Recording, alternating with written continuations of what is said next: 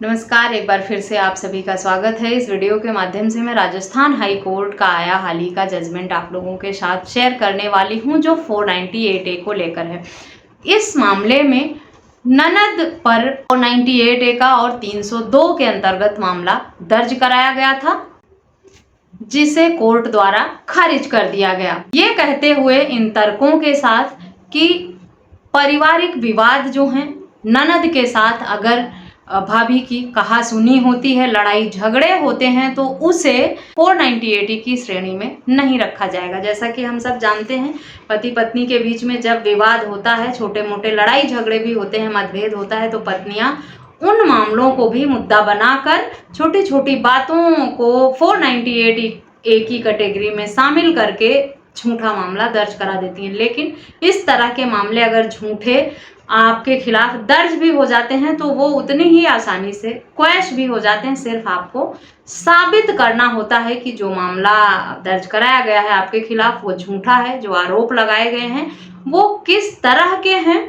और साक्ष्य कोर्ट के समक्ष देना होता है। इस मामले में भी बिल्किस बानो नाम की एक महिला को गंभीर पेट दर्द की वजह से हॉस्पिटल में एडमिट कराया गया और इलाज के दौरान उसकी मृत्यु हो गई। मृतक महिला के पिता का कहना था कि उसकी ननद ने उसको जहर देकर मारने की कोशिश की है, और शुरुआती दौर में एसडीएम द्वारा 174 के अंतर्गत कार्रवाई की गई। उसके बाद मामला 498A और 302 के अंतर्गत दर्ज कराया गया, जिसमें मृतक के पिता द्वारा ये कहा गया कि महिला के ननद ने उसे दहेज के लिए प्रताड़ित किया, क्रूरता किया उसके साथ, और उसे आत्महत्या के लिए उकसाया और उसे जहर देकर मारने की कोशिश भी की। इन सारे आरोपों के साथ ननद के खिलाफ मामला दर्ज कराया था, जिसे हाई कोर्ट द्वारा क्वैश कर दिया गया, क्योंकि जो भी बातें मृतक के पिता द्वारा कही गई थी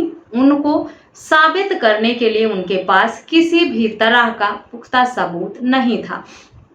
कोर्ट ने कहा ननद के साथ जो भी नोक-झोंक, विवाद या लड़ाई झगड़े हुए उसे 498A की श्रेणी में नहीं रखा जा सकता। और आत्महत्या के लिए उकसाया गया, इस बात को भी साबित करने के लिए पर्याप्त सबूत मृतक के पिता द्वारा कोर्ट के समक्ष नहीं दिया गया, और इसी सब के चलते सबूतों के अभाव में हाई कोर्ट में फिर से केस को सुनवाई करके फैसला देने किया था मृतक के पिता द्वारा, उसे खारिज कर दिया गया हाई कोर्ट द्वारा। इस मामले में लोअर कोर्ट से पक्षकारों को राहत मिल गई थी, वो साफ बरी हो गए थे, जिसके बाद मृतक के पिता ने हाई कोर्ट में गुहार लगाई थी कि मामले की फिर से सुनवाई करके फैसला किया जाए, क्योंकि उसकी बेटी के साथ नाइंसाफी हुई है, प्रताड़ित किया गया है, उकसाया गया है, उसे दहेज के लिए प्रताड़ित किया है। ये सब आरोप थे, लेकिन साबित करने के लिए कोई सबूत नहीं था, और इसीलिए वो चाहे कर भी ये अपने हक में फैसला नहीं ले पाए। तो अगर आपके खिलाफ भी झूठे निराधार आरोप लगाकर 498A जैसे मामले दर्ज करा दिए गए हैं, या आपकी पत्नी ने, बहू ने बिना सबूत के ऐसे ही मामला दर्ज कराया है झूठा आरोप लगाकर, तो आपको भी क्वेश्चन में जाने का हक अधिकार रहता है।